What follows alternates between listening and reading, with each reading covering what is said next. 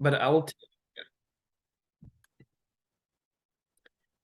So welcome everyone. We're glad that you're back with us. Before we get into learning about LinkedIn from our speaker, Richard, I have some housekeeping stuff that I have to speak with you about. So first of all, I want to remind everyone that we're recording, and it would be great if you could be on camera so we could form a community. So, but if you can't be in the camera, it's still okay. So first of all, I want to start for our learning assessments. So not so many are participating in learning assessment. I will send you all the learning assessments tomorrow, and we would love it if you could complete them. And from the previous sessions learning assessment, from impression management, only 6 people has completed it. For resume session, 5 people. For wellness session, 2 people.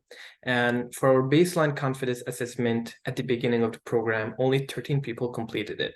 So at the end of the program, I'm going to, or tomorrow in the post-program email, I'm going to send you all the links to all these assessments, and it would be great if you could do the assessments. The other thing is the waiver forms. We have received 10 of the waiver forms, and if you lost the waiver form, we can also send you one electronically, and if it works for you, please sign and send it back to us via email. If you have the waiver form, which you should probably have it in your boxes, then please sign it and send it to us as soon as possible.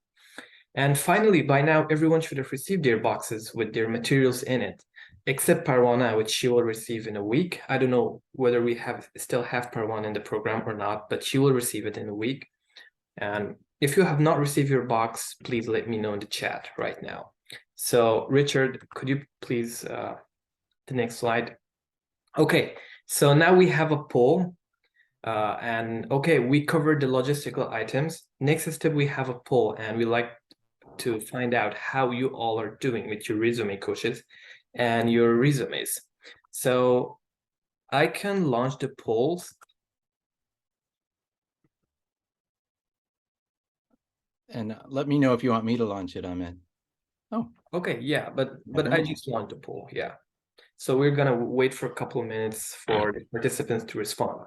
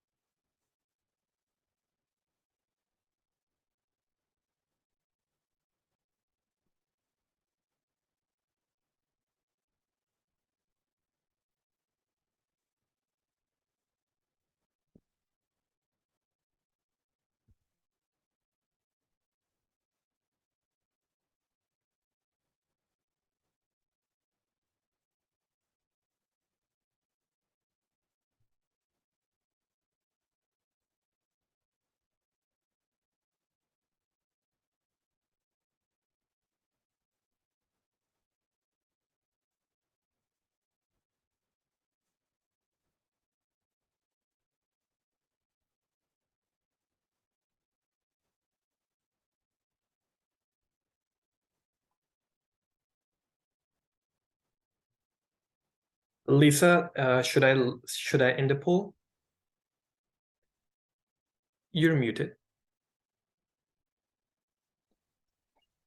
Is everybody done answering? We've got 8 out of 12 Yes. people have participated, so that's the majority. So I think we can go ahead and end it and talk about where we're at with that.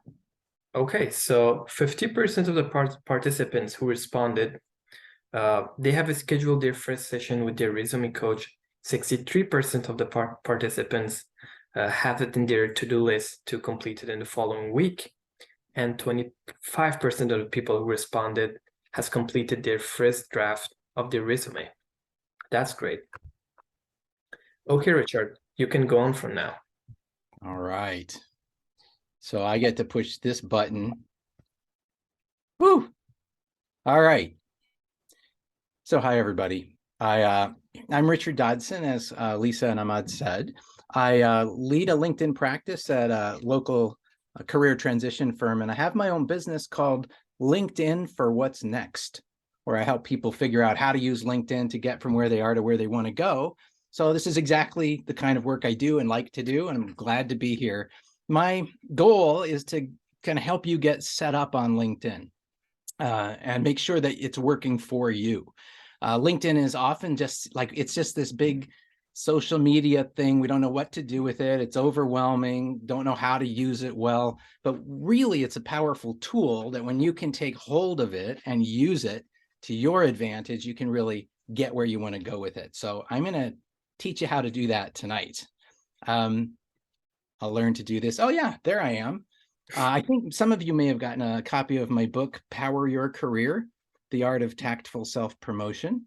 And its focus is on how do you make sure who you are and what you bring is seen, but not by being, kind of creepy and, kind of salesy and those kinds of things. Nobody likes that. I don't like it. You don't like it. So how do you, but people need to know you exist, right? And they need to know what you bring, what skills you've got. So we have to find ways to do that. And we have to do it also on LinkedIn, which is what I'm going to focus on today. I'm going to focus on the profile. How do you build a LinkedIn profile that speaks to your brand? The brand is kind of what you stand for. How do you want to be seen? It's kind of what is your reputation, right? That's another way to think about brand. What is your reputation? When you're not in the room, what do people say about you, right? We want to have some influence over that and help them see us in a particular way. And we want to express, we have power on LinkedIn to express that. I want to show you a little bit about how to navigate LinkedIn, particularly how to use it to set your profile up. So I'm going to go behind the scenes. It's a lot of what I'm going to do is go into LinkedIn and show you how things work.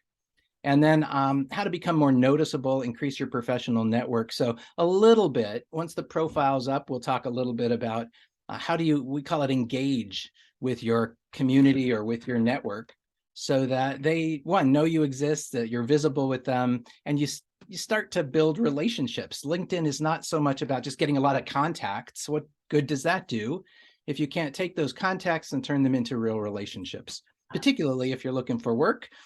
People need to sort of get to know you. And so we're going to start that process today. So a poll, Ahmad's going to. Yeah, now we have another poll. And before Richard continues, we would love to know how many of you have a LinkedIn profile and how often do you use your LinkedIn profile. For that, I'm going to launch the poll and read the results shortly after it.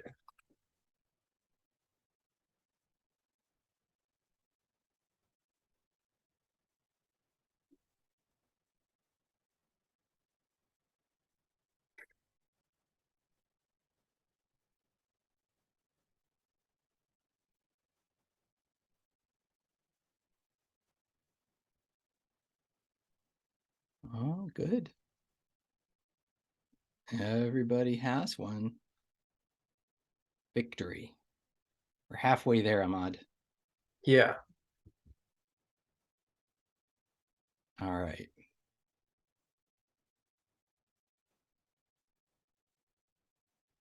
Should I end it? Yeah, end it. I can see. Well, right now, let me just say, so good news. Everybody has a profile. Some of you are using it, almost more than half of you are using it every day, which means you're in there getting familiar. Some of you use it sometimes, and a couple of you are like, yeah, I'm not going in. I'm not doing anything with it, which is not unusual. Now is the time to get it, figure out how to do it and how to use it. But the good news is almost everybody has a profile. If you don't, it's not very hard to set one up. And I'm going to walk through today. Are you sharing the results? Or am I? Yeah. So for the first question, which is... Oh, no, I just meant, there we are. Are people seeing the results was the question. Okay, that's great. Right, there we go. I'm new to polls. So, yeah, so what I just walked through is most of you have one, and some of you are using it a lot and some not so much. And today, after today, you're all going to be using it. You're going to be saying, oh my gosh, I can't wait to get in there and do my stuff in LinkedIn. My focus today, I'm going to get rid of that poll now, is, well, a couple of things. So this is a model that I use to kind of set up and start thinking about LinkedIn and what it's good for. So on the left-hand side is that profile, right? That's the piece everybody's going to come and look at it. Before you have a meeting with somebody, they're going to go take a look. Well, what do? You go and look at their profile and say, who is this person that I'm going to meet with? It's also when people find you on LinkedIn, this is where they're going to meet you. So you'll meet more people will meet you out online than they will face-to-face. So we need this to work. Branded, I already talked about. What do you stand for? Distinctive means, how do you stand out? How are you differentiated from your competitors or from other people in your space? Authoritative. So how do you present yourself as somebody who knows what they're doing? It's basically what that has some authority about your field and your profession. Something everybody's interested in, it seems, is optimization. So what optimized means, it means optimized for search, which means that you have all the right keywords and they're in the right place so that you show up when somebody's searching for talent. So if a recruiter is looking for a project manager in the healthcare field, well, and that's you want to show up in that search, that requires that you've optimized your profile so that it's going to actually show up in those searches. And finally, secure. What I mean by that is your privacy settings are set, that you're sharing what you want to share, not sharing what you don't want to share. There's only a couple that matter on LinkedIn, but I'm going to show you those today. The other side, which I promise we'll do a little bit on, but won't have a lot of time for, is the practices. How do you find and connect with people and grow your network? How do you deepen the relationships you've got and increase your visibility with people that you don't know? So you start to show up and people start to stumble upon you out there, to find you when you're not there yourself. So visibility is important. How do you pursue positions? When you find a good job posting, what do you do in order to get that job, or at least get in the running for that job? And then establishing routines. I think this is really important. I'm going to share with you today a daily routine. You got 10 minutes a day to go into LinkedIn and do something. What should you do? What is the best use of your time? So I'll share that with you today. So this, you don't have to read this. It's just so you know kind of where we're going. I'm going to start by just doing a couple things that you want to get set up before we build your profile. I'm going to walk through, these are all the key elements or key sections of a profile. And I want to build one together, and based on one of the resumes from somebody that's been through this program, and kind of show you how we build a profile out. And as we do that, for some of you who are more sophisticated and more experienced at it, really, I'll give you some, if you want more advanced tips, I'll give them to you as well. As we walk through how to build it, I'll also talk about best practices or standards for each of these.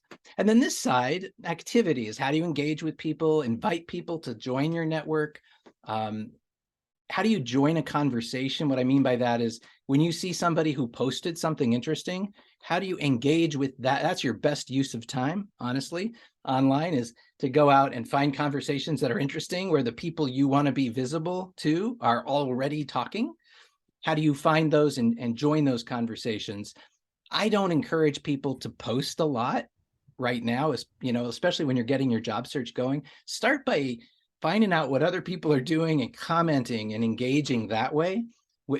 Starting a conversation is hard. On LinkedIn, you said, write a post, hey, here's a good idea. And you go, here, like, where did it go? Like, I don't know where it went. I don't know who got it. I don't know. So it's a long-term strategy to sort of start showing up and posting, whereas engaging with posts that already exist and leaving comments is better. And then daily routine we'll talk about. So I'm going to start by getting things set up right. And I'm going to have to get out of that. It's not very elegant, but it's the only way I know how to do it. And this is my pretend profile. You can see it's not very robust.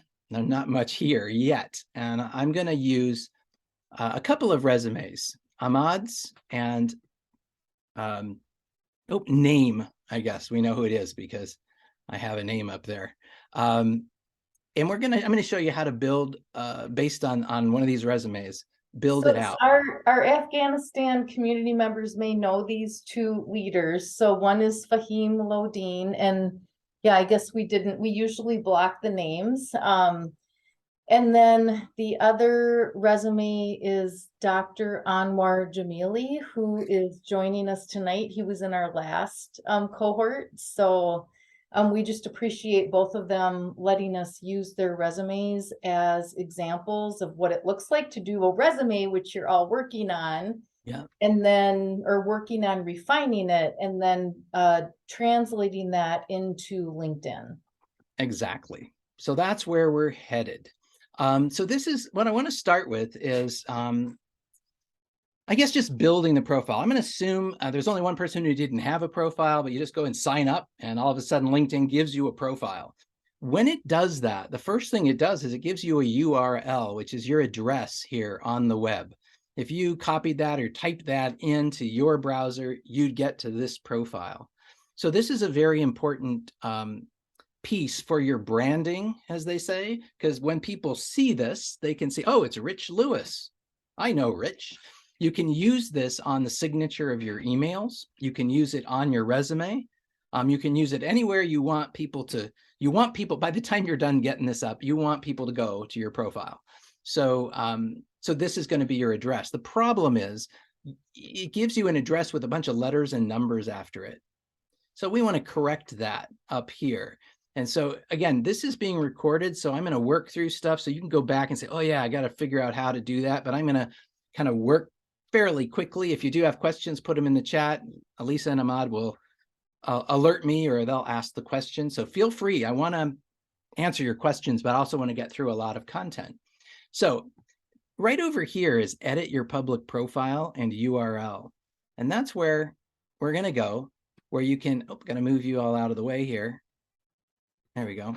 Right here is where you can edit your URL. There's this little edit button. Bing, right there. And if you have a lot of letters and numbers after this, you're going to just grab them and erase them. And then you should have your name. If you can't get your name, it's like getting a Gmail. You know, you can add a middle initial, or I will add a dash before a name, and that will let you get a short name. Lisa, this is very, very sophisticated stuff, but it's actually very cool because you could get Bob Jones as your URL if you add the dash before, because people don't know to do that. So in any case, you just want to get your name. I like to have a name with the dash between it, or if you have a middle initial with dash, because you just want people to quickly and easily see who you are. Okay, so that's the first piece, is just to make sure that's set up. Next, I'm going to walk through just two features or two settings that are important. One is you don't want to be sharing with your network every time you make a change. So if you change your education, it will send out notifications to me, to Lisa, like, hey, Ahmad just made a change in his LinkedIn profile. Like, it doesn't help you to do that. So we want to turn that off. And then this feature, people also viewed, is automatically turned on, and we don't want that on. Why not? Well, people come to your profile and they go, oh, Rich looks cool. Who is he? And then they look over here and go, oh, who's this? Kermit. Oh, who is that? Click. And all of a sudden they're off on somebody else's profile.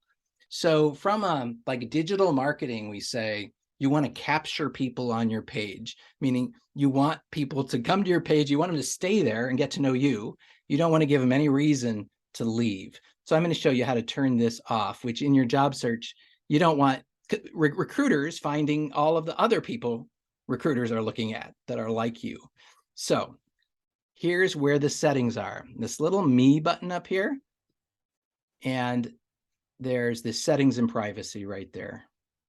So when I click on that, I get all of these settings. The two I'm going to focus on, again, right at the top here at account preferences, this people also viewed feature. I'm going to click on that, and I'm going to turn that off. Victory. The next piece about those notifications I mentioned is right here in visibility.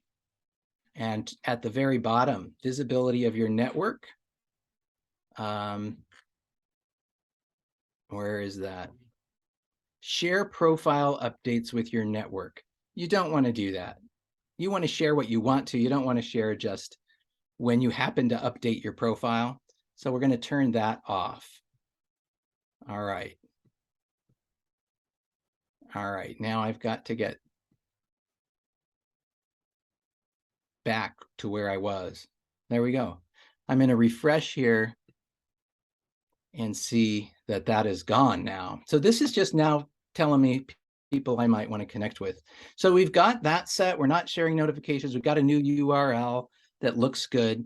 One more thing before we start making the profile look pretty and get all your information there, is you want to tell people that you're looking for work. You don't want to tell everybody. Like, there's a feature, if you've been out there, where you see a green circle around people's head that says open to work. You can do that, and it does alert people, say, hey, I'm open to work. But in general, it's not the key brand that you want to, it's not what you want to stand for. So you can tell just recruiters that you're looking for work, and it isn't public. I don't have a strong opinion one way or the other, but in general, I prefer to have them look at your photo and all the cool stuff we put there, and not the looking for work feature. But other people, yeah, you can debate whether it's useful or not. Lisa may have an opinion. She always has an opinion. She'll help us know what to do. So in any case, I'm going to show you how to set this up. So you hit on, if it's not open, it would be like this open to button right here. I'm going to admit someone in here. Open to, and it would say open to work. Go into the edit place. And this is all, I just was demonstrating this. So if I take all of these out, you start by putting in some of the job titles that you're interested in being found for. So this is really when a recruiter's typing in cybersecurity analyst. If you have, let's see, I wonder if there's cybersecurity, cybersecurity specialist, okay. Good. Now, if a recruiter types that in and you say, I'm looking for that kind of job, you're going to much more likely show up in their search when they're going to find you a lot easier. So you have to work off the menu that they've got. I can't just put in elephant trainer. It doesn't let me. So I have to pick something that works. So program. Not a program manager. That's interesting. So it's not perfect, but there's project manager. I might put director, I don't want the 2 R's. I'll go like IT. Director of IT. That might be good. So you know what you're looking for, and you can only pick 5 job titles. So you want to put 5 titles in there that you want to be found for. The workplaces, you just have to let them know on-site, am I hybrid or remote? I tend to say just you want people to find you, you can talk to them. So I tend to say all of these, but if you can decide if you don't want to do remote work or on-site work, this is up to you. But you want to we want people to get a hold of you. So I would do all of those. The on-site locations, this is where you're willing to live.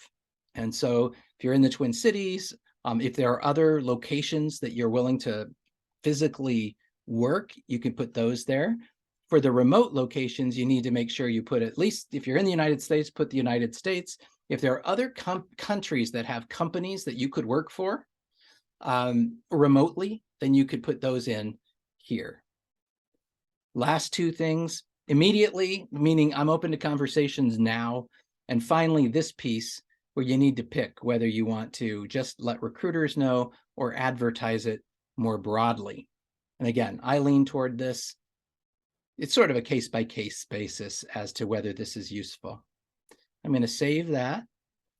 So awesome. So that's all working behind the scenes. Most people don't know this is there, and they don't set it up. So if you do, you're way ahead in terms of recruiters being able to find you. You just help them find you, which is what we wanted to do. I'm going to pause for a moment. Well, that was good. It wasn't too exhausting. So that was a bunch of setup stuff. Any questions at this point before we start to say, how do you build the profile? Well, one thing I wanted to say, Richard, is that I put that place in the LinkedIn, which says that you're open for job open. Lisa helped me to build my LinkedIn 6 months ago.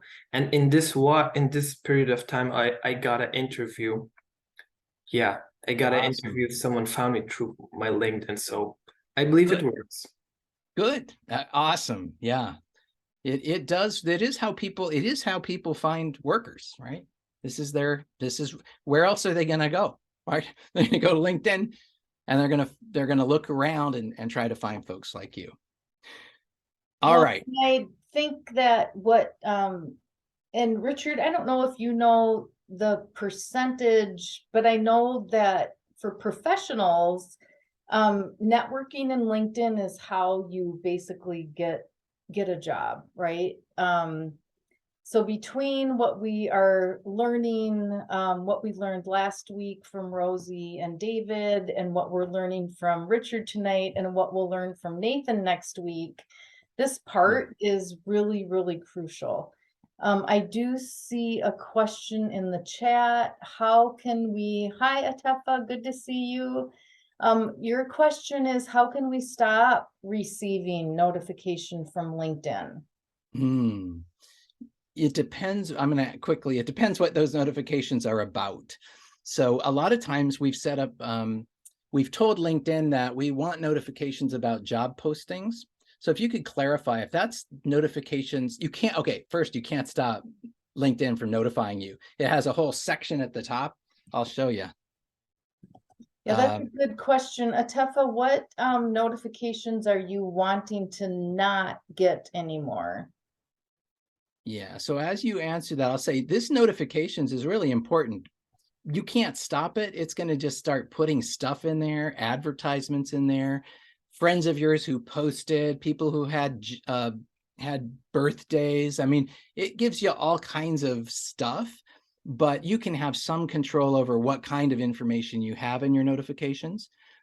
The big thing that kind of gets messy is we set up job alerts to say, I want to hear about, I just keep using project management jobs. And we start getting all of these notifications, and they're all over the country. Like, they're just a mess. They're not really what we want. And so we can shut those down. We can't turn these off completely.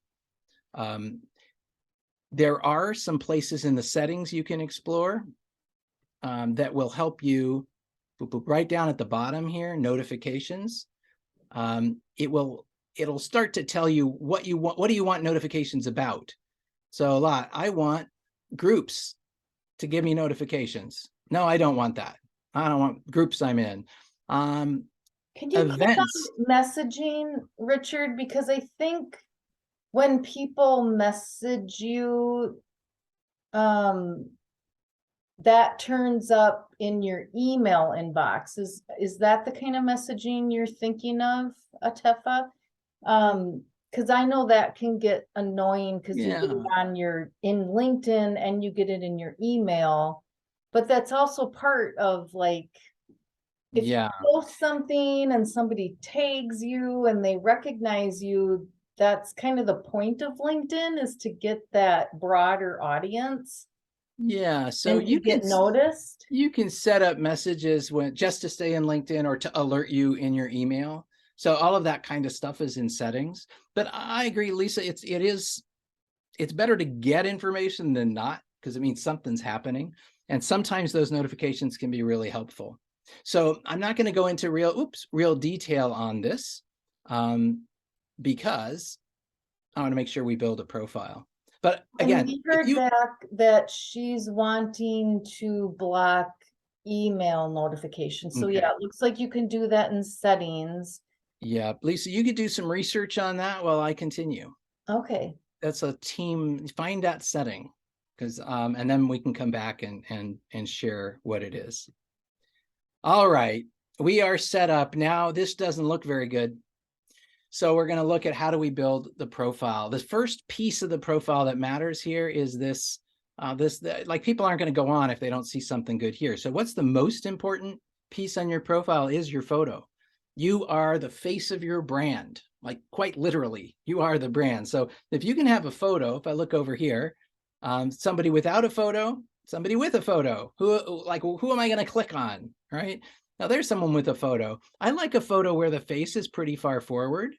Like this guy, good friends of mine, but he's pretty far back. You can't barely see him. He's got more suit than face. So we want a face that's fairly forward. A pretty good shot, doesn't have to be a professional shot, but we want to recognize you. You want to be looking friendly and have eye contact. And so the way you do that, you have to get a photo first. I'm going to click on the add a photo. I'm going to upload the photo. Again, this is all recorded. And I've got a photo here of actually my brother. So I'll upload my brother's photo. And there is a photo.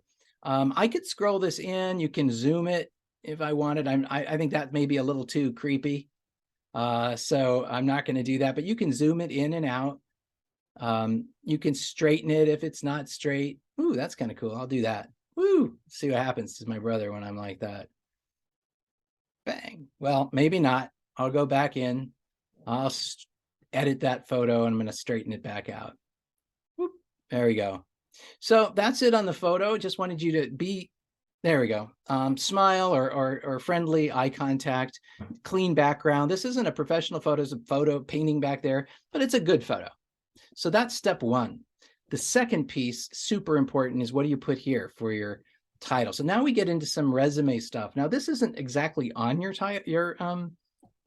resume, but the information is there.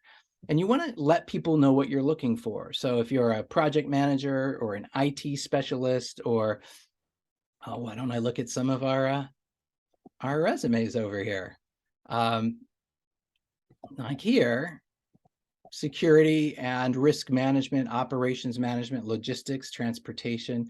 So I want in my headline to have that kind of information, right? Because that's what I want people to know about me, right? So so this is the kind of stuff I might, and again, I don't know, I might put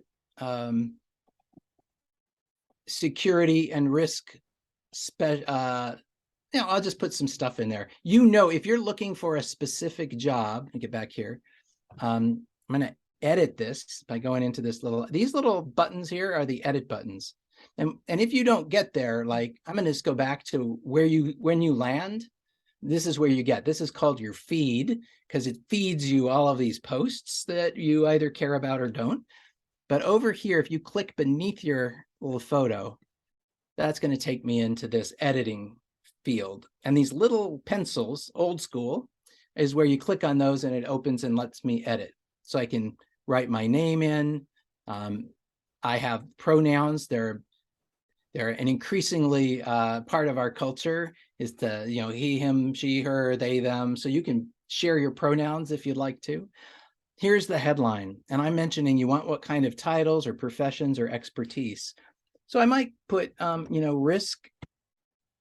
So I'll put cyber risk specialist. Oops, this is going to be cyber. So that might be something. I might then add operations. And I'm going to add, like, what else might I be? What else might I be known for? Well, let me look. I'll grab operations, logistics, and transportation. Those are great. I'm going to add those in here. Logistics.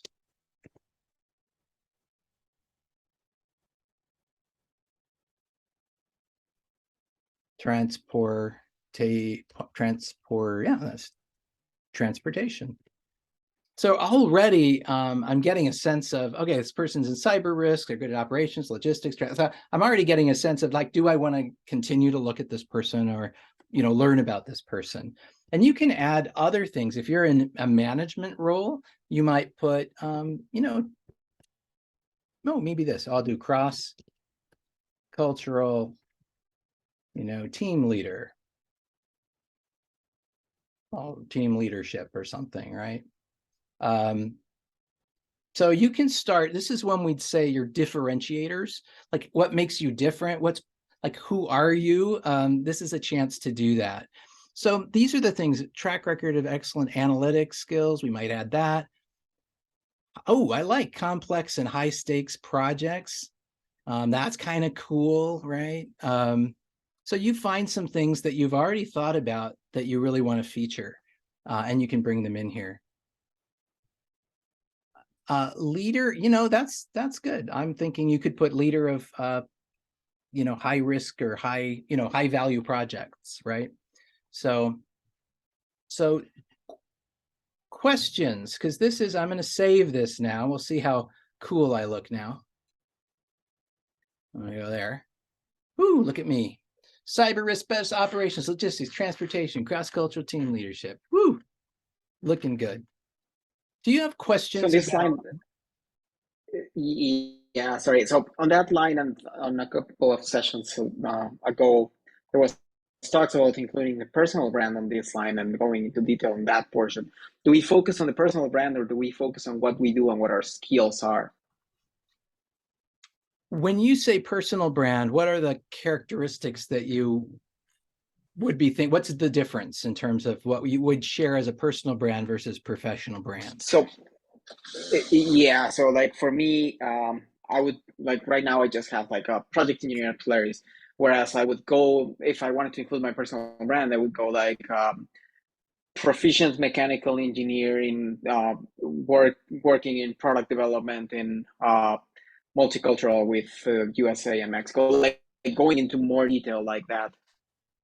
That sounded fantastic to me, Marco. So, I mean, that's, I think, where I would go. The people you want to be meeting with and talking to around a job search are people you want them to know, hey, I'm a mechanical engineer, global projects, right? So you need to tell them quickly where you fit in the world. What happens if you look over here? Well, here's cybersecurity analyst, customer success manager, sales manager. So you start out by just being seen as little. So you want to make sure that people know in those first 5 words the gist of your area of expertise.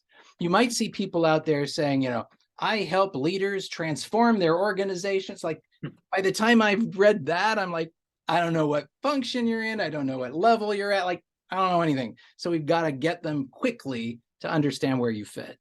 I don't know if that answered your question. But I will say this too, is you can add some more fun stuff here. You could add, magician or, rock climber, or you can add something that's more personal that you don't do on your resume that gets them interested in what you do, right? So I'm not against that. Having a personality, this is an opportunity. You have your face there, you might as well have a personality, but the priority is in those first few words that I get the gist of where you fit. And then I think we can make it more interesting. Well, and I think, Marco, you're also kind of asking about when KC led us through the resume writing and the branding. So these kind of headlines that Richard has here, cyber risk specialist, operations, logistics, these are sort of the search words and the keywords that you want to pull out of that professional summary. So he pulled some of these out of Fahim's professional summary. So that first step is really getting that paragraph that is a statement on your resume, but then how do you fine tune that into really powerful, a few sentences, or not sentences, a few words or one word that summarizes you, so that somebody's reading really quickly. And like Richard said, now, just like your resume, like, oh my gosh, I need to know more about Marco. I'm going to keep reading the LinkedIn profile. Yeah. And it can be longer than this. You can go up a couple of lines. So you could add a statement about, managing projects in Mexico and the United. I mean, you can add more stuff here. What Lisa just said, though, is really important. We talk about optimization and being found. If I'm a recruiter, what words are they going to use to look for you, right? Those need to be here, because this is the most potent field for the algorithm, which is the thing that, the system that kind of does all the work to figure out kind of ranking people and stuff. It looks at all this data. So the algorithm comes out and it tries to figure you out. So if I am a recruiter and I type in cyber risk, transportation, team leaders, if that stuff is here, you're gonna go up the chain, and you're much more likely to be found. So this is the first place the algorithm looks to see, who is he, who is she, what does she stand for, what's she about? So we're trying to talk to 2 audiences here. The first is the people. Most important, we would optimize your profile for the human experience. Because when people come here, they got to go, oh, Rich looks pretty cool. Oh, he does some interesting things. I want to get to know him better. We also are optimizing for the algorithm. That means we have to, it's a different language, but we need to be thinking about how do we talk to the algorithm so that a recruiter types in their keywords. If those words are here, you're going to rank better. All right. So I we're actually have a quick question. Sorry. Okay, Charity here. So I see that sometimes, in Gretchen Rodwin's, she does her credentials in her name. Do you advise us to do it that way, or do you advise us to kind of do it in place of like where we put logistics and operations? Because I've seen it both, and I'm not sure exactly what to do or how to do it. Yeah, that's a good question. So it depends if those are critical certifications or then I think it's good to have it in your name. Just like you said, you saw it here. Oops, there she is. If you see it here and you see it little, right? You see it over here. If it's a JD or it's a, you know, I think where it gets tricky is like a BA or an MBA are fairly more common here. An MBA might be something, right? So it's sort of like SPHR is, you know, she's very HR focused credentials. So you don't want to overdo it. On the other hand, if they're relevant, you can do it. And there are no rules. The other good news is you can't really break this. You know, you try it. If people say, you look so arrogant having all those things at the end of your name, you say, oh, well, okay, I didn't want that. And you take them off, right? So I would try it. But if you have a good credential, and you think if somebody glances at it, like the Six Sigma credentials sometimes are like black belt. Oh, that might be cool. But you don't want to overplay it. You mostly want to focus on your name. Okay. I hope that helps. Thank you so much. I appreciate it.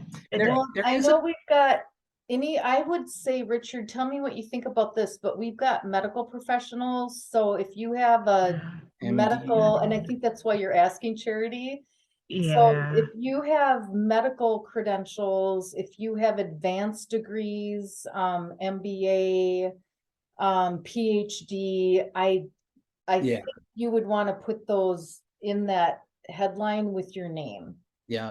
RN, MD, that kind of stuff for sure. It's part of your professional brand, right? It's part of your professional identity. Then it belongs there. If it's just a certification that's not that relevant, you know, then he's like, put it down in certifications. It'll be on the profile. Scam Likely is calling me again. Scam Likely likes me. I just got a call from Scam Likely. So, all right, back to this. Yeah, so I want to keep moving because there's still a lot more I want to cover, but this is, you know, we're getting into a lot of this is easier than this. This is kind of grappling with this. I'm going to look here. So I'm just glancing here. You know, in the bilingual stuff might be helpful. And this is like, you just sort of sort through and say, what am I looking for? And what are the key differentiators that I might want to feature on your page? And then get back here. We'll come back to that. The last piece of this branding is this banner. I got to say, this is not an exciting banner. Recruiters do not, they just you don't look like you care very much if you have the standard banner. So you want to put a banner in there that differentiates you in some way. It could be a banner it could be an abstract banner that just brings some color and interest to the profile. It could be something that talks about or expresses your profession. If you're in the medical profession, maybe, you know, something that speaks of medicine. If you're in if your profession is like cybersecurity, you might want something that says, oh, you know, that sends that message. So there's a lot of ways to go. I have some samples here in my little handy dandy. Oh, let me make this big in a sec, because let's go back. Quick summary. We did that. That was the headline. So this were some examples of before and after pictures, just to say, you know, a good photo says a lot about you, and people make a quick judgment about who you are based on that photo. So it's worth getting a good photo. And then some people say, do I need a white background? If it is a white background, no, you don't. But you need a good photo. If it's a dark background, you need to make sure your face shows. All of these are like their face shows. So that's what's important here. There's the generic, and I just went through. So here's like just an abstract, pretty background. There's another abstract background, another abstract. See the difference that these have, a different feeling, every one of these. Here's something maybe engineering, right? So, oh, look at all the things going and we're moving forward. So that's kind of sends some symbolism, but it's pretty or interesting. Here's a supply chain, getting all the gears working together. Here's somebody focused on HR. So you can see here's, oh, strategy, that's my focus. So there's lots of ways. Oops, don't do that. We're not going to take a break yet. You will tell us when we have to take a break, I know. But this is where, and I'm going to show you some samples of how easy it is. If I'm going to look for, I'll just show you real quick here. I'm going to look for a healthcare banner. And I'm going to go to images right up here. I'm just in a Google search. Oh, let me see. There's a bunch of stuff you can find out here. Some of this is copyrighted and some is not. But, you know, you can fish around a while and you know, find something that you like. Ooh, that one's cool. All right. Now, some of these, like I said, may be copyrighted, but PNG tree might be. Oh, let me try that one. Oh, that looks pretty good. So I'm going to open that. And then all I'm going to do, so I will just use this one. I'm going to go, we have a lot of medical folks here. I'm going to take a screenshot. You may hear me do this. You could save the image, but just fast. I'm going to take a screenshot. Bang. I'm going to go back to my profile. I'm going to hit my little button up here. I'm going to upload a photo, and that's going to be on my desktop. Should be on my desk. No, it's on my, yeah, it should be on my desktop. Has to be on my desktop, right? All right. Where are my technical people? And maybe sometimes it goes to the bottom. All right. I'm going to close. Try it one more time. I'm going to, oops, that was not what I was trying to put in there. Upload a photo. I have, there it is. There it is. It was there. So I've got a nice little picture. I'm going to say apply. My favorite part. Bang, there I go. Look at me. I'm branded. It's not boring. It's like, oh, cool. Now I have a lot of these. I'm happy to share some examples or things but you see how easy it can be to find a good picture.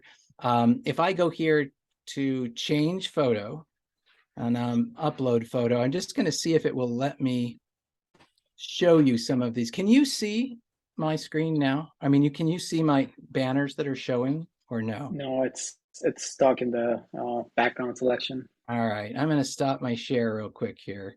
I'm going to share something else so you can see these. Cool. So I'm just looking to, like, here's that one we saw. You know, there's a globe. There's something like people hanging out, having a good time in the background. So you can see the different feeling. There's another great medical one. So cybersecurity focused, right? So they're all, ooh, that's pretty cool, right? There's an abstract one that just looks good, right? Global stuff. That's what people like, hey, you know, you're all global. That could be a message you want to send. Navigating the globe. So I wanted to share. So there's a lot. If I wanted to, I'm just going to open that one. And I'm going to go back and share. And back in here, and I'm gonna, oh, I got to move my little controls here. I'm going to apply that one. Let's see what that does. Completely change the look of the profile. All right. So your task is to look at your resume as you build it, keywords that, how do you want to be known? You put them here, get a good photo, and find something that represents you. You can change it like we just did. You can change it all the time, but you need something that's not generic, that has a feeling that you like. You go, oh yeah, people go to my profile. It looks pretty good, right? So that's the first piece of kind of your branding online, is to get this part right. And I just want to put a plug in, and I put it in the chat, but we should all be inviting each other to connect with one another on LinkedIn. And I know Richard is very open to providing people with, you know, extra help. And I encourage, and some of you have reached out to me and it's been fun to see what you have on LinkedIn. I just want to say, kudos to Mirwaz. If you guys look at his LinkedIn profile, it's really clear what his brand is. It's clear that he's about communications and about photography, and it's just I encourage you all to connect with each other and just explore. And like Richard said, these backgrounds should be something that resonate with you and say something about what you're trying to present to the LinkedIn community. And it will just really help you stand apart. I mean, I'm like, hey, who is this? I'm going to keep reading. So Lisa, can I keep going for a little before we take a break? Or I know that it's been so riveting. It's already 7. Well, we've been, do you guys want a quick break now, or where would you break? You want 10 more minutes, Richard? I don't have the PowerPoint in front of me. I will go without a break for 3 hours. So it's going to be totally up to you as to when you want to take a break. Well, I could use a 5-minute break. Do we want to do a 5-minute break, everybody? We've Can we been do here for an 5? hour. And then I have 50 more minutes. Oh, that's awesome. You have 50 more, 50 more minutes, including Q&A, although people have been Oh. keep putting your questions in the chat, guys. Yeah, I'll do Q&A as we go. So awesome. Okay, so it's 7:01, so let's say 7:06. 7:06, everybody come back because the good stuff is coming. All right.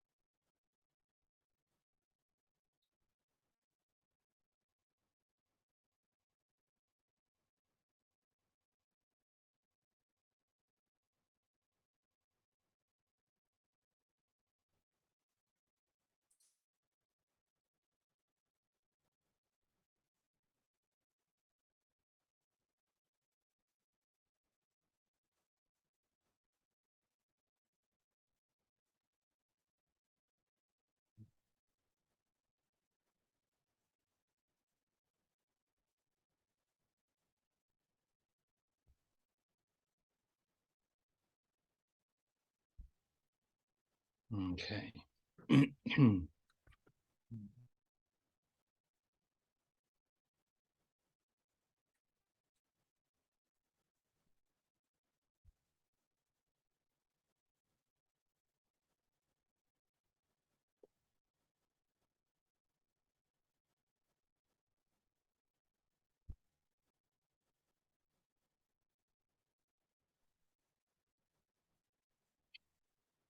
Marco, you win.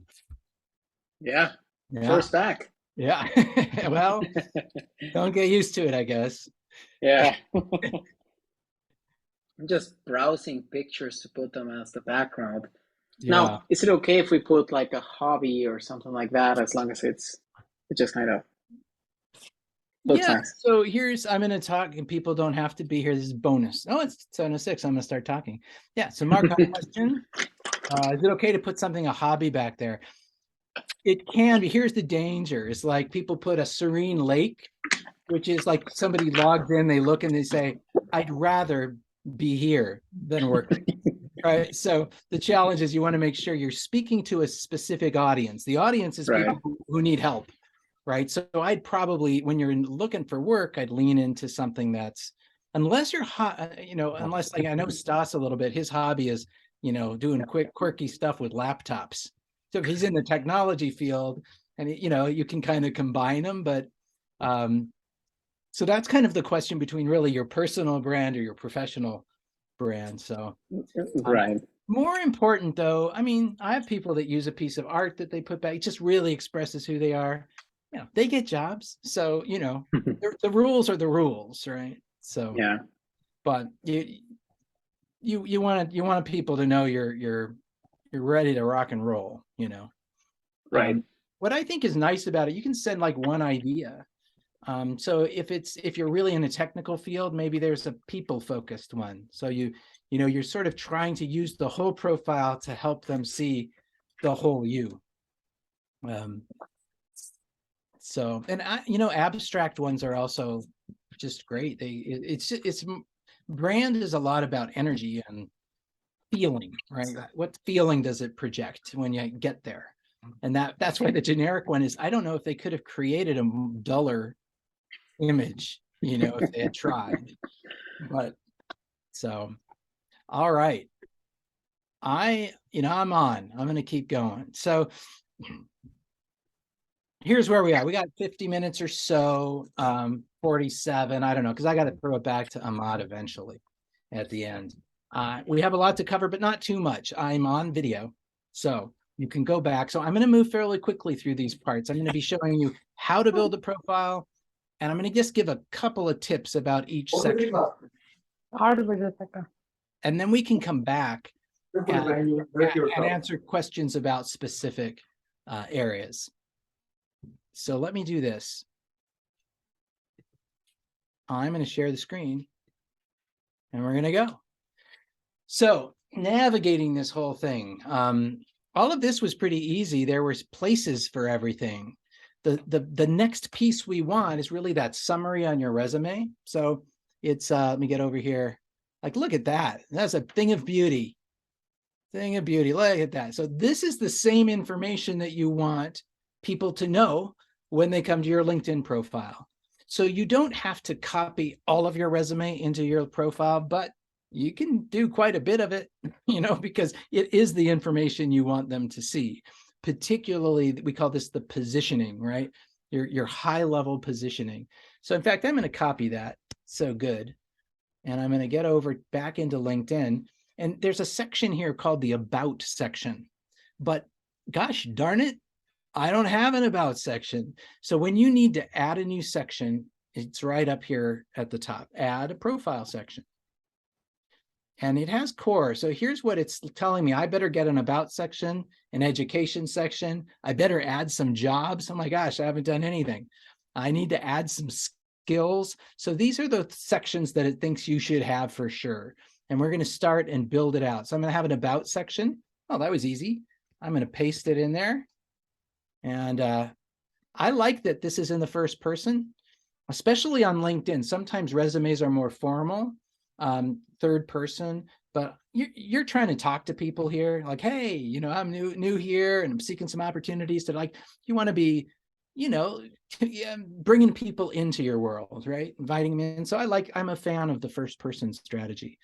So I'm going to just save that, and I'm going to scroll down, and now look at that, I got an about section. Very cool. I can see more, and there it is. One more thing you can add to your about section. Let me see if, like here, if you have a skills summary, or sometimes they call it areas of expertise, you know, and you have a list of some of the key skills, you can go ahead and add that in here too. So I'm going to go back to my edit button. I'm going to go down. I'm going to plug these in. And I got a lot of spaces there.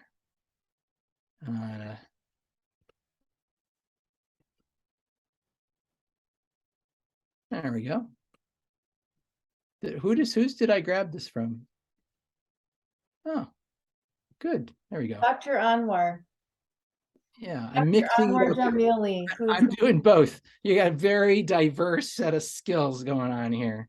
So here, you know, you could just, I'm not gonna finish it up, but just to show you, you know, I could just add a little, you know, bullet by those, and I guess I will finish it. I have a hard time not finishing things aesthetically when I start. So and I could add, you know, areas of, you know, expertise, or, you know, and you can, you know, play with this how you like. So now I've got a more robust. So there we go. Boom. See more. So there it is. You just got to get in this about section, if a recruiter is typing in keywords, will it still snag keywords from this section too? It will grab keywords from everywhere. Everywhere in your profile that you put that word, it's going to find it, including your recommendations. If you have some referrals or some recommendations and they have keywords in there, it's going to find them. So everywhere they are. I will say this though, there's 3 places that they matter most for being found. The first is that headline. That's why we focus so much on that. The second is job titles. I'm going to talk about how to be a little creative there, because it's going to look in those job titles to see if they're aligned with the jobs I'm looking for. And the third is the skills section. There's a whole section in here that you can list 50 of your skills. If those skills match the skills the recruiter's looking for, you rise on the list. Then it starts to go through all these sections to read where else are all those, you know, words I'm looking for. I'll also say it's not so much an issue of how often a keyword appears in your profile, much to the chagrin of my competitors, the other LinkedIn experts who believe it is, but it's more important that it appears in multiple sections. So what I mean by that is if it appears in 17 different sections once, LinkedIn goes, oh my gosh, that is like a super good keyword. It's showing up everywhere. If it shows up 17 times in the about section, but nowhere else, well, you know, it doesn't seem as credible to the algorithm. Totally makes sense, right? Pretty sophisticated thing. This thing is pretty smart. I did not know that. And I know they change their algorithms all the time. So can you just restate that? Like, so what I think I heard you say is your keywords should be repeated in multiple sections. Yeah, I'll just, while we're here on keywords, I'll just get it out of the way. Light on it. I'll shine some light on keywords. So I don't know, I didn't finish the sentence. So we're jumping around a bit, but we're covering everything. The idea of the keywords is what are they looking? They're looking for a project manager. They're looking for process improvement. They're looking for IT. So whatever they're looking for, you want to find those keywords and you want to use them throughout your profile. So otherwise, you're not going to get found for those keywords. So I'm going to say, how do you find those keywords? The keywords recruiters would use. You look at a couple of job postings. Find a couple of job postings that are like, that would be a good job. I'd like to get that job, and look at it and see what words they use. Is it team building? Is it like, just find the keywords that they're using, and the ones that are true of you you want to make a list and bring them in. In fact, you're going to want to build them in, and we're going to do this next. Build 50 skills in your skills section. You're going to want to analyze the job postings, put those in your headline and your job titles, and then distribute the keywords throughout your profile. That's what I'm saying, Lisa, which is new, is if it really matters, if operational excellence is a keyword, you want to have it in you want to have it in many sections as you can, because LinkedIn will look, it shows up in a lot of sections. LinkedIn's going to say it's a real keyword. Tip, it also, if it shows up in a sentence versus a list, it's also going to get more potent. Which is kind of like, yeah, of course, if I just make a list of skills, it's one thing. If I'm writing sentences and it's showing up in the middle of a sentence, it has more, it's likely to be more true, right? So there's a lot of subtlety here. The main thing is, if you don't know what your keywords are, you can't do this. So you got to figure out what the keywords are that you want to rank for, and then you want to spread them out and repeat them in different sections. And we're going to jump into the skills section in a minute. I have to get out of there. And so we got 2 more sections to do that are critical. We did the about section. I'm happy with that. That looks great. This is the skills section. And if you don't have one, you can come up here to the add a profile section, and there's add skills. And then you can add skills. So I'm going to add, I don't have any skills. I'm going to add process improvement. Bing, save. I'm going to add skill. This is tedious because LinkedIn, I don't know why they do it this way, but it's cumbersome. But, and we would look here, cyber risk, cyber risk management, save that. I'm going to do operations. See, the first 30 are not very hard, right? Operations, I'll just do that. You don't have to pick from the menu. It's trying to help me out. And now this section is now down below right here. So I can go into there and I can add up to 50 skills. What are all these? Wow. It brought a bunch, I don't know. It's weird. It just brought in, oh yeah, so I've got a bunch. I guess I had a bunch in here. So it wouldn't let me delete the section. So here's an example. Boom, let's pretend I just entered a lot of skills. Here's a bunch of skills in there. So you can have up to 50. This is the kind of skills you're looking at: interpersonal skills, team management, leadership, technical skills for sure. If you're into, specific softwares, and, those are good. If you're in the medical, then some of those medical terminology that you'd want to be, clinical stuff you'd want in there. So the jargon of your profession, and you want to get those things built into your skills section. So this is real important. The algorithm goes here to see if you've got the skills they're looking for. So you might as well look at a job postings, highlight what's relevant, and get those in here. One more tip on this. I have so much to say, but this is, I think, really helpful. The first 3 on the list here are going to be the 3 that show up on your page. What I mean by that is I'm going to pull up my project management. Oop, I can't move them around. Darn it. Oh, I'll show you how. Up here in this little 3 dots here, there's a reorder button. So now I can go over here and I'm going to put them in order. I'm going to go up and put project management, risk assessment, process improvement. Oh, those are pretty good. Now what happens is, get out of there. I'm going to go back out. Those are my top 3. Bing. And I go back to my skills. Those 3 show. So this is about sort of what would I want in there? Well, up here, I want stuff that aligns with, it doesn't have to be exactly the same, but you want it to be core messages that you want to be, how you want to be seen. Because people see it at the beginning, they see it in the about section, they scroll down. Almost no one's going to say, hey, I'm going to look at them. The algorithm's going to look. Most people aren't going to bother, but they are going to see these 3. So figure out which 3 you want to feature on your page. And then Richard, is this the section where we can validate each other. Like we can say, yes, Richard has the skill. Yes, Yes. Ahmed has the skill. And is that a helpful part of the algorithm if you have people saying absolutely Aladad, has the skill and I know that. Yeah, so you get people saying, "Yep, there's something called social proof, right?" It says, "Oh yeah, some people are validating that that's a real skill, not just something you said you're good at." That can help. And the algorithm, it's not that important. If you get 2 or 3, it's all about getting a like. 2 or 3 people say, "Oh yeah, she's good at that." It's going to help it have a little potency, but it's not something I would worry about. Okay. I'd much rather people think about helping me connect to somebody than going in and hitting on some of my skills, So it's not something I really worry much about, honestly, Elisa. But having said that, it's not a wrong thing to do. I just wouldn't put a lot of energy into it.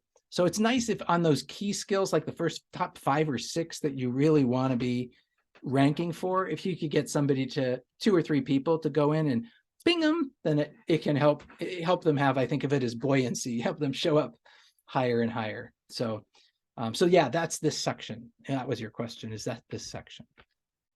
There's one more thing that's super cool that we can do with this section. But before we do that, we need to have our experience on here. Gosh darn it, I don't have any experience. I know. It's late here. It's not as late as it is for Stas, where it's 7 hours later. You're amazing. Add a profile section. Let's do it. Core. Position. I got jobs. I'm going to add a position. Oh, another form to fill out. Well, I'm going to go over here and hey, Equal Access International. Now we're back jumping around here. So I'm going to I'll show you just how I do this from the resume, just because it's easier. I'm going to actually grab all of this from this first job. I wish you hadn't done so dang much, because it's a lot. It's more work for me, but it's great stuff. So I'm actually going to put it down in the description, and then I can steal from it. So this is just my trying to make it easy. So I've got all the data here. So the first thing I need is, what's the name of the company, right? So I think it's this. You can, like, the company, Equal Access International. I'm going to put that in the company field. And it has a logo. Hey, that's cool. Sometimes it does. If there's a company page on LinkedIn for the company you work for or worked for, then it might show up, but sometimes it just looks like that. In this case, I'm going to grab that. Now, the location here is, like, we could put that, because I think it was, and again, I'm not trying to be perfect here. I'm just trying to get it right. The dates, 2007 to 2021. Now, here's what's tricky, right? These were multiple jobs. So I'm going to start by putting in just the most recent job, 2010 to 2021. We need to put them in separately. So I'm going to say I'm not there. I started in 2010. And I went to 2021. Then I need a job title. Oh, country director. That's a good one. Let's use that.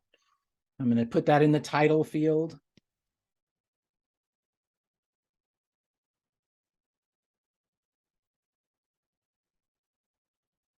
Country director. Oh, it even has that. I don't need that. Afghanistan. So then I need just a description. Now, here's what's tricky on your resume. I'm going to get rid of all that now. On the resume, there's not, you have a place to talk about the company. Like, here's the company I worked for. Here's what the company did. Here's my job title. Here's what I did. You can't do that on LinkedIn. It just doesn't let you write about the company. So I like to, so you have to figure out, do you want to talk about the company first? How important is it to put the organization? Or do you want to start with what you did? In this case, and I'm just going to, I'm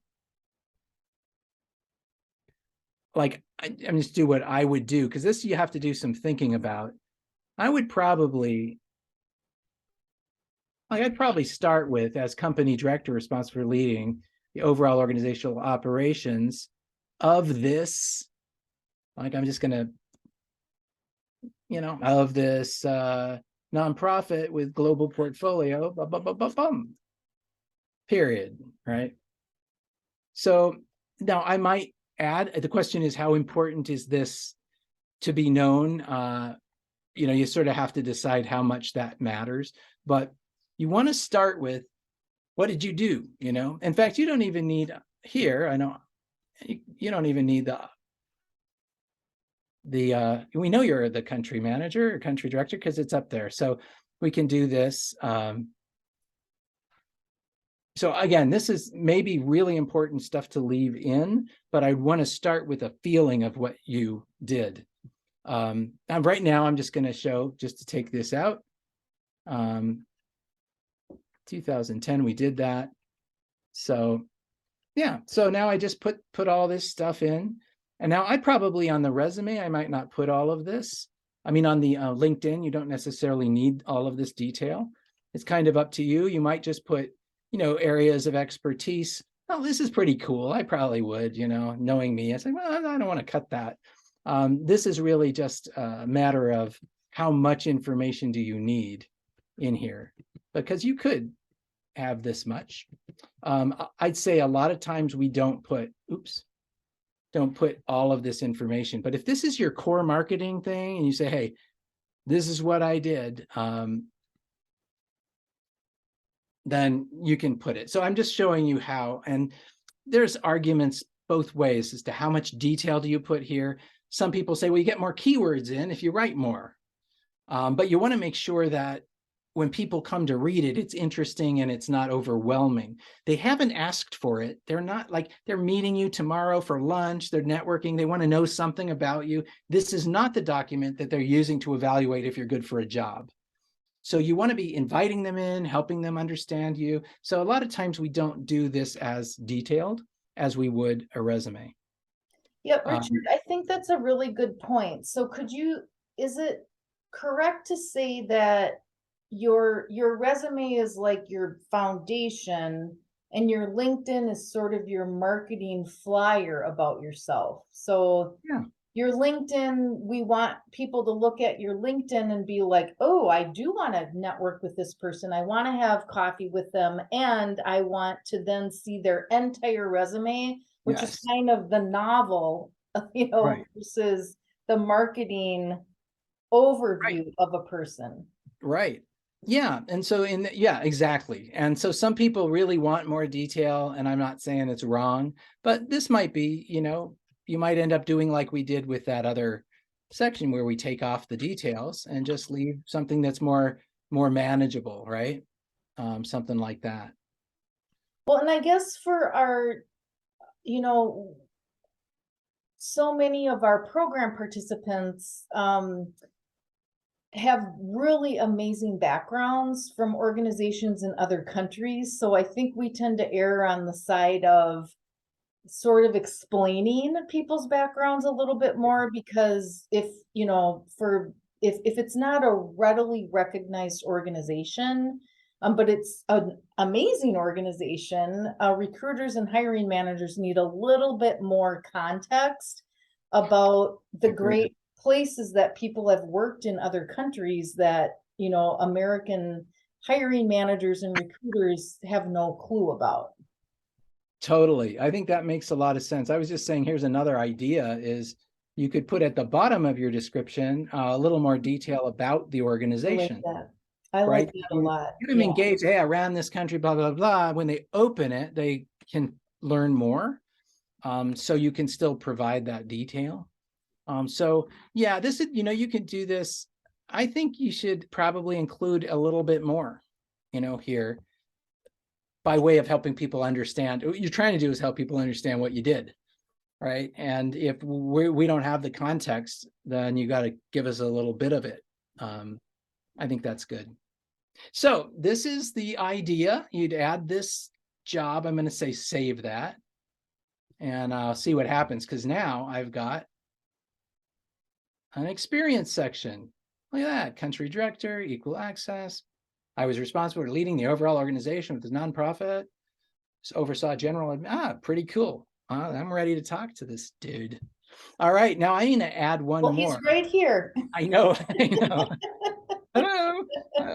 Well, let's build it out a little more. So we just did country director. Then we look at this one, and I'm just going to grab this part to just show you. So this is senior program manager 2008 to 12. This will go really fast. I just add a position. What was it? Senior program manager. And if I get it wrong, this isn't real. So, and it was, wait, let me plug this stuff into the description. Yeah, and then the 2000, I'm not there anymore. Started in 2008 to 2010. I think that was right. Correct me, anybody, if I get this wrong. And then the company again was Equal. Oh, there it is, Equal Access International. Unbelievable. I'm going to save that. See, this helps. If you have a resume, you're in a lot better shape. So what it did here is it's connecting them, right? Here's the company, and then here's the jobs I had. And you build that out for each of your jobs, and you end up with, this is a really nice, the profile's looking better. Let's put it that way. It's looking pretty good. So there's one more thing. Oh, good. Just looking at the time, we are right on time. Perfect. There's one more thing I want to say about experience section. One thing you can see, I tend to use just the months, just the years. I don't focus on all the dates like we do in resumes. Sometimes there's always times to break the rules. But usually this is the standard. So that's what I would do. You build in your experience. The new thing, I don't know. Yeah, you've, I think, seen this, Lisa, but relatively new is you can now associate some of your skills with a particular job.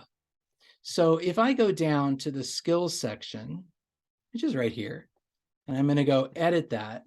Let's say for that country director, one of the skills I used was, I'll just grab this, cross-functional team leadership. Well, I can click this button here, and it's going to associate that with that. And I'll show you in a second what it looks like. I'm going to put in strategy, because that's probably true. But what you'd be doing is picking, and again, you'd have your own keywords in here. I'm just going to go team leadership. So you'd find like 4 or 5 of the key skills that you did in that particular job. Oh, change management, there's a lot of that. All right, I'm just going to show you what it looks like. So you could probably click all of these for that job, right? But you don't want to. You want to think, what are the 4 or 5 key skills that I really brought to that role? And what happens is so cool. Ooh, look at that. So it brings them right to the top here under your job. So if you can be strategic and say, what are the 4 or 5 key skills that I want people to see that I used in this job? If it was business development, team building, process improvement, I don't know all the terminology in the medical world, but clinical operations. What is it this job was about? You can associate these skills with a job, and these come before that see more button. So it's very high profile. Then I'd go see more, and now I get to see all of the content. But see, that looks like a lot, right? Probably don't need that much, but you can. Again, it's all about what's going to communicate. But that's just a cool thing that I would recommend you do. It's not that hard. You can also, glad this is on video, you can also look here. I'm at this job and I scroll to the bottom and I can deal with the skills here. Strategy, I don't like that one. I'm going to put in, whatever it is, process improvement. Yeah, that's better. And then I'm going to save it and I go back out. And now I've got that process improvement in there. Should be, yeah. So there's 2 places you can play with this. All right. Deep breath and let it out. Here we go. The other thing I think is cool is now this follows you around. So when you're in the profile, people are seeing this all the time. So it's reinforcing into their head who you are and what you're about. That's another reason to have your little, a good headline up here. All right, so here we are. Oh, I want to know more, risk specialist. I scroll down. Remember, we have they now know what you're looking for. That's good. We scroll down, we've got a nice about section. We can learn something about you. We've got some experience, and we can go see what was your, and it's nice because it's not detailed. If I want to know more about that job, I can look. That's the other reason you can put more in there, is it's not all there. Like on a resume, it's all there. Here, it's just the first line, and then they can see more if they want to. And we got all these skills there.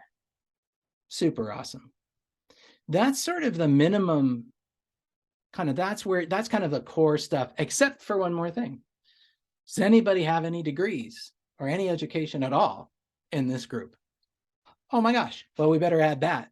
So where do we go? You're getting it. Add a profile section. It's a core. Add education. And I'll just go steal from my friends now. Oops.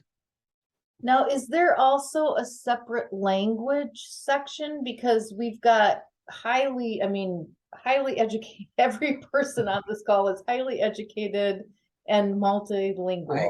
I speak English and algorithm. Those are my two. So you all, yes, there is. I'll show you that as well, because that's important to get on there. But here's the education. I'll just show you just one, how it works. I'm sure you could figure this out, but I can say a couple things about it. I'm just going to plug it in here. So I'm going to pull this out. So,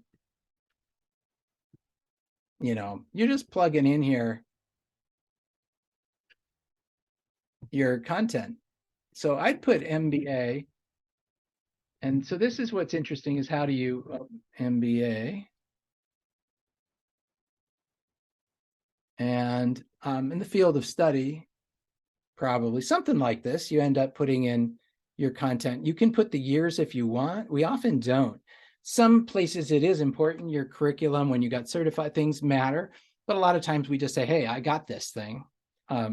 Take it or leave it. So you can add more information about, if you were in the marching band, I guess they're suggesting, but other information about things or descriptions of the school or what you did there. But the core is just what I plugged in there.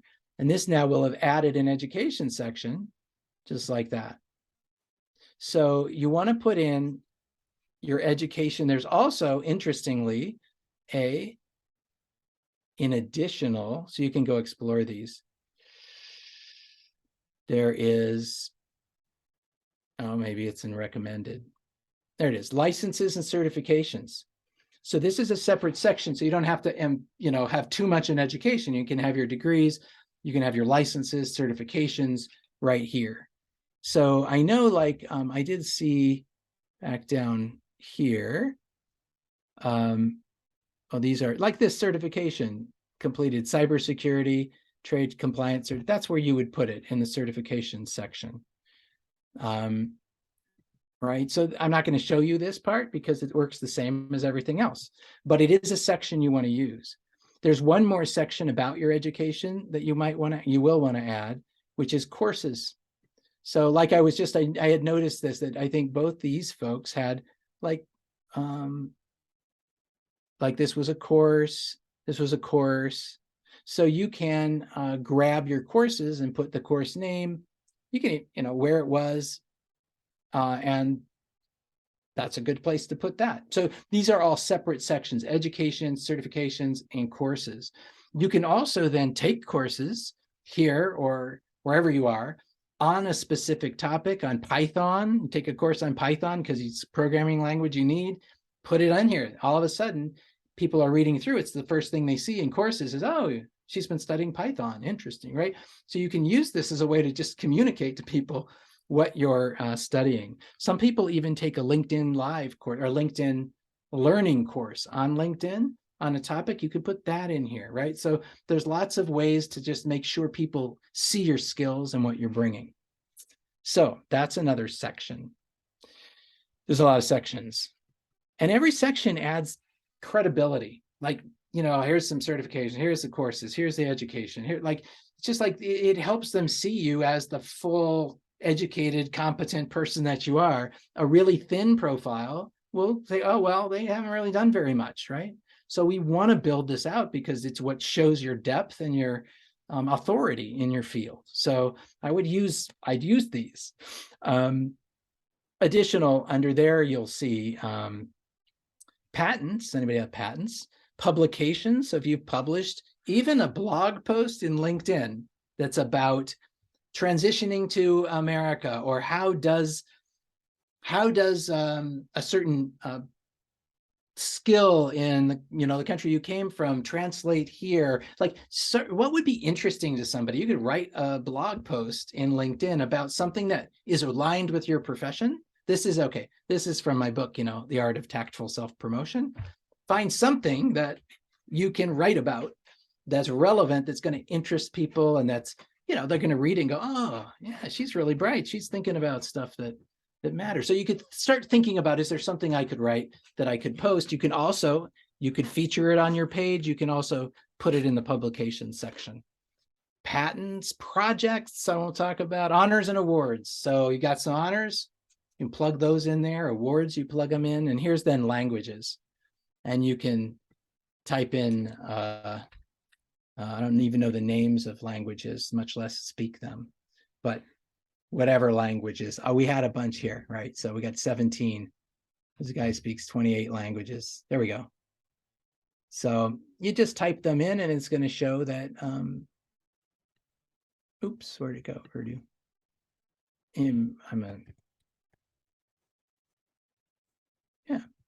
Proficiency. There we go. Boom. Whatever the level is. And now you'll see I go down and we've got now languages. So it's going to list all your languages. So you want to take all of your greatness and find a place to put it on LinkedIn. And that's the process you're seeing is the same. You click that little button, you go in, you fill out the fields, you save it, then you see what it looks like and you go, I don't like the way that looks, and you go back in and tweak it. So there's one more. Oh, good. I've got 15 minutes. One more section. I'm going to take some questions in a second. Actually, I'll take some right now. Just because that was a lot. That's all that resume stuff. You're building it out. Your profiles are going to be so awesome. So we have a really good question from Aladad. If you have 3 or 4 degrees, should you put all of those in your LinkedIn profile and in your resume? I'm going to add. Generally, if it's your education, if it's relevant to the work you're doing. If you have one in history, well, actually, I'd be really interested in medicine and history. And I think if you worked that hard and you got a degree, you should put it in there. I would put the most relevant degree on top, the one that you think people, if you're going into business, your MBA, that might be on the top. If you're going into more of a medical area, and that, you might have all of these, and an MBA and a medical degree, and so you got to figure out what order they go in. But I would include them. I wouldn't include like high school education, an associate's degree, but a bachelor's, master's, PhD, or specialty degree I would include, law degree, those kinds of things. All right. Any other questions? Yeah, I have a question. How important is like the demonstration of a skill? Because you know how on LinkedIn sometimes you can do the test or something to see if you're proficient in certain things. I don't know. So I don't pay much, honestly, I just don't pay much attention to it. I think for the kind of jobs you're going for, like, it's useful if you're showing a proficiency in a technical skill or something, but I haven't really, like, is it really going to test if you're a good manager or a good supervisor, a good team leader, or a good, doctor? Like, no, I don't think it. So for me, it's like, what skills is it really going to help capture? So I just don't pay attention. I would encourage you to try it and tell me what you think. Okay. I don't have a strong opinion about it. Okay. Thank All you. right. A couple more things. You can, again, jump in, I'm ready to answer. But we have 2 more things I want to cover. One is my favorite field, that we haven't talked about yet that I think is cool.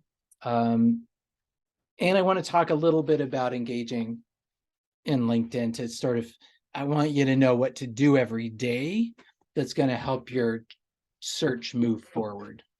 The feature here, we're building this beautiful profile. Oh, I just love it. What was I going to say? Yeah. So there's a feature called, well, there's a section called featured content. This is usually considered sort of, a more optional, advanced tool, but I think it's really good for differentiating yourself, and I'm going to and kind of helping people really understand you. So it's in recommended, so they do recommend it now. It's called featured. Well, I do that. I got to add the featured.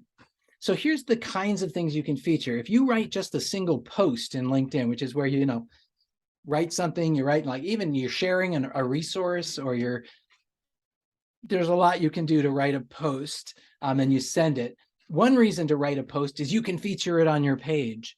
So you can write a post about a trend in your profession around, like a trend in cybersecurity, like what's something new? How is this new chatbot AI thing impacting blah, blah, right? You could just write a post about it and you can feature it on your page. It's a thing of beauty. You could write an article in LinkedIn about it. You could add a link to an organization you care about, a nonprofit, a company you've worked for that you want to advocate for, right? A resource, lots of links, but mostly people will do this to an article about like a trend in their profession, because that's a good one, or an industry article. And then other media is things like a PowerPoint, a PDF, a video. So you can upload almost anything. I'm going to show you quick here a link. I'm going to add a link.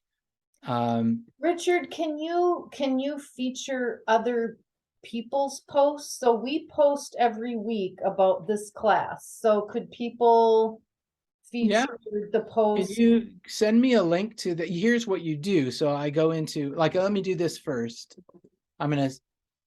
Oops, I just did it and then I didn't. Oh yeah, no, there it is, featured. So right after your about section, you just told them what you're about. Now you've got an opportunity to feature like 3. You can do more than 3, but 3 show up. So here's what I would do. If I am, I'm going to find that. I'm going to find you. This profile I'm using only has like 7 connections because it's a fake profile. So I don't know if I can find anybody. I'm going to try to find you, Lisa. Or what's the organization? Prosperity? Prosperity Ready. So if you want to do like there we are. Prosperity Ready, and I can go, here's a post. I'm going to find a post. If you go to our, oh, there we go. Oh, I like that. Oh my gosh. Yeah, let's post that. So what did I do here? If I wanted to feature, like I wanted to do this, I would copy the link to this post. Okay, that not to the whole thing. This is just the post. I can go in, I can now add featured content, and I'm going to add it as a link. Place it in there. Gonna add it. Seeing, it's thinking. Oh, come on, work. Yes. I'm so proud to know this guy.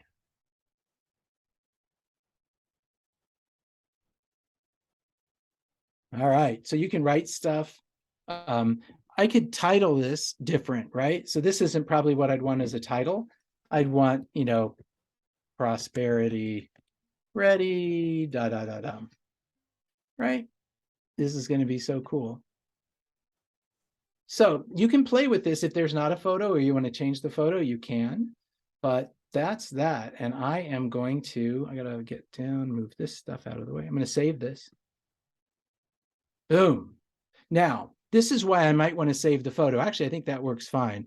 But sometimes as you add things, the photo changes the size. But now look at that. I've got an about section. I've got 3 things I can feature. I'm going to just feature one more real fast so you can see because it looks so cool. This one, I have no idea. This is just one. I'm just going to save it so we can see. So there you go. You can have 3 pieces of content. So this is strategic. Something you want to show these folks that that you know your stuff, right? That you are ready to go. So something, if you want to write something, or you just want to find, it shows you're tuned into what's going on now in your profession and industry, right? So find 3 articles as your fastest path that are really like, when somebody comes to the profile, they'll go, oh, she's really thinking about some stuff that matters to us, right? Oh, he's interested in this, involved in this nonprofit that's really interesting, right? So this is a featured content. I think it's really, really helpful. It's one of the only places where you can share your thought leadership or your connection to new and current ideas. So Richard Baketa is asking about upgrading a basic account, a free account, to premium. What are sort of the pros and cons of that? You can do a job search perfectly well without having that featured, paying for it. What you get, it's well worth it if you use the features. It's not worth it. You don't get any benefit if you don't use the features that are there. The features that matter are, you can see who viewed your profile. So if you're really going to go into LinkedIn every day and say, who came, oh, 2 people from that company, you can sort of analyze it. You can see who visited your profile. So if you're not getting any visitors, it doesn't help, but you'll see if you are, right? And you can invite people who visit your profile to connect with you, right? That's cool. Like, oh, who is Lisa? She's interesting. Bring her in. So that can be really valuable if you use it. Okay, Lisa, remind me. You can send in-mails. So when Lisa and I are connected, we're connected, we can just in-mail, which is basically the internal email system, back and forth. If I'm not connected with you, I can't, right? So if I pay them, they will let me. So I could send Marco an in-mail just without having to be connected. So that's good in job search. One of the strategies is, when you find a job posting, you go, ooh, I'm interested in that job. You throw your hat in the ring and you fill out the application, and then you go for a walk and you're done. No, you actually go, okay, now I got to find some people who might work at that company. And you go and you try to do some research on LinkedIn, and you find somebody you think might be in the hiring department or might be the hiring manager. You can send them an in-mail. You don't have to say, hey, I want to connect with you. And you just say, hey, I just saw this posting. I threw my hat in the ring, real excited about it for these reasons. I would love to talk with you just to see if to learn more and see if you see that this might be something worth pursuing.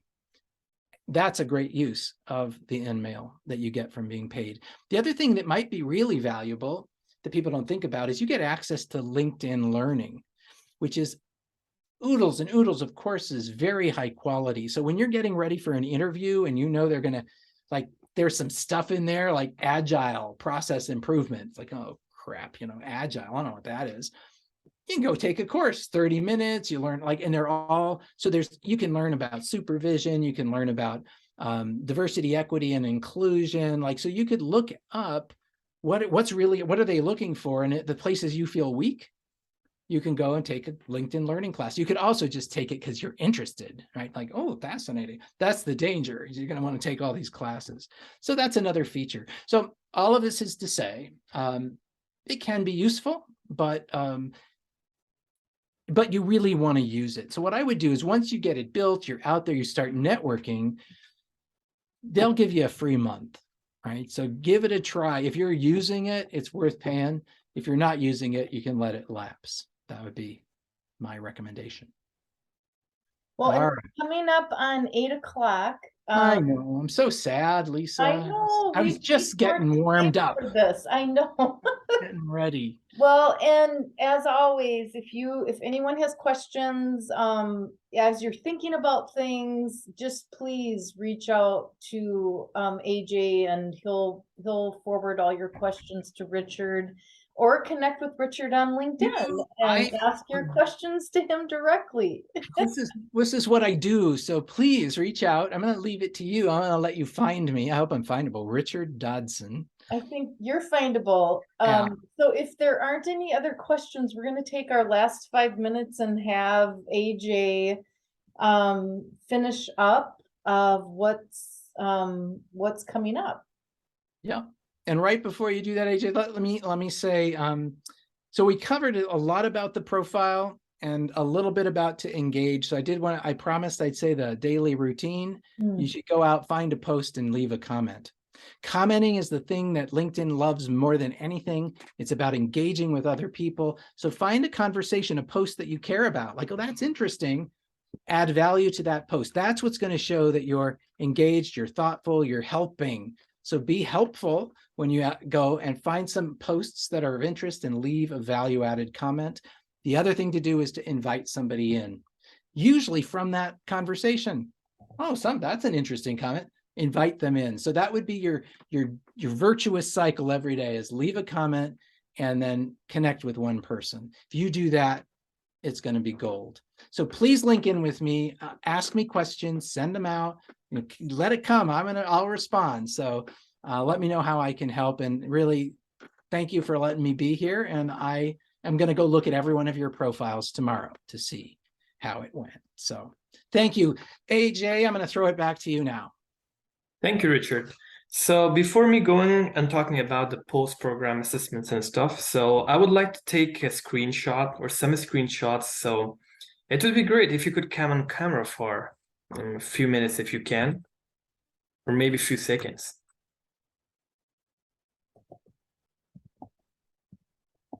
So I will try to take several screenshots. Do we get to make faces or? Oh, It well, depends on how you want to show up on LinkedIn, because we'll post this on LinkedIn. So whatever you want your brand to be. So again, for those of you who are in job search, having your smiling face on a LinkedIn post, that will be featured. So I feature these posts on my LinkedIn page, and they go on the Prosperity Ready page, and I have over 1,800 followers. So it's a good way to get noticed. I'm excited. I need better lighting. All right. Kubra. well, I got several, so I'm gonna take one more. Yeah. Thank If you. you want to take a pose or Kubra, something. we don't see you. I think you're trying to be on camera, but we're not seeing your face. And the names are good too. Everybody's got their names, so that works if we can't be on camera. I know that doesn't always. Hi, Satan, how are you? Oh, Oh, you gotta go fast. Come back for 1 second. Oh, Cooper, there you go. there we go. Everybody's almost here. Everyone smile. Perfect. Yay. All right. Thank you, everyone. And Richard Dodson and AJ, maybe we can send the link to Richard's profile in the follow-up email so that everyone can just click on it and get right into his link, his profile to invite to connect. Okay, that's great. Yeah, I just noted that to not forget it. Yeah. Okay. So yeah, for the post work, we have to. Okay, let me check what we have for the post work.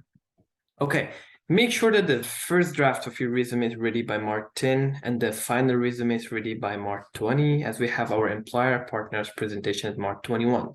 So probably by that day, we want your resume to be ready and in a good shape. We would expect you to create, and if you already have one, update your LinkedIn by March 14. And whichever session which we have after that, we will be asking you if you have it ready or not. And finally, start practicing your own daily LinkedIn routine. Next week, we have networking, the 20-minute networking meeting with Nathan A. Perez.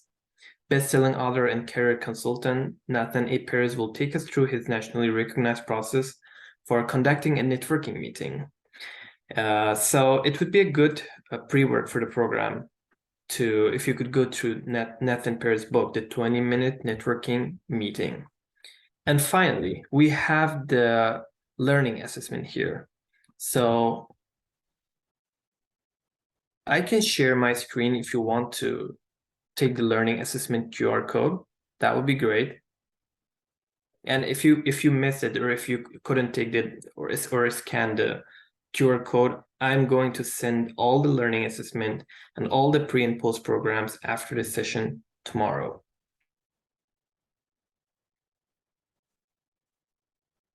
Okay, so Lisa, I think the things with the housekeeping is done. So I'll leave it for you from now on. All right. Well, thank you everyone for being here tonight. I know that was a lot of information, but really good information. Oh, and Richard thank you, Richard. He put his link to LinkedIn in the chat. So you can all take advantage of that. And we look forward to seeing everybody next week, same time, same place. Thank you for coming. Thanks, everybody. Good luck. Thank you. Network. Waiting for my phone to ping. Thank you.